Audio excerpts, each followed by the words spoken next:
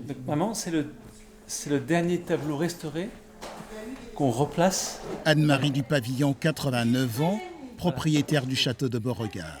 Elle a engagé avec son époux il y a 37 ans la restauration de cette vaste galerie de portraits. Cet aboutissement est pour elle un moment de grâce. Les tableaux partaient de 12 par 12, etc., etc. Et chaque fois, on avait l'impression d'une petite victoire quand ils revenaient.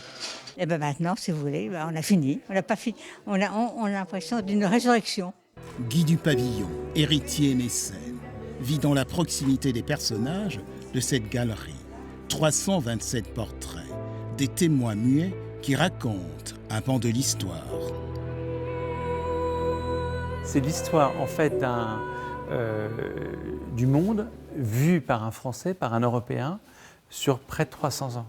Et c'est découpé et c'est organisé par règne. Donc on va couvrir du premier règne, du premier des Valois, Philippe VI, jusqu'à Louis XIII.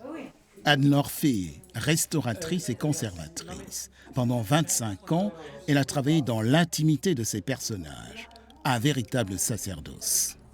Ce qui est difficile, c'est lorsque se présentait un cas particulier, avec un état de conservation extrêmement différent, très altéré, et qu'il fallait avant toute chose préserver l'homogénéité de la galerie.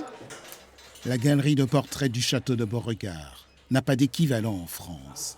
Une vingtaine d'artistes ont participé à sa réalisation. La galerie de portraits du château de Beauregard est le plus bel exemple encore en place des galeries de portraits d'illustres à la mode en France au XVIe et surtout au XVIIe siècle et qui ont été la plupart du temps déposées, démantelées, détruites. Classée en 1840, la galerie des portraits retrouve son faste de l'époque de Louis XIII.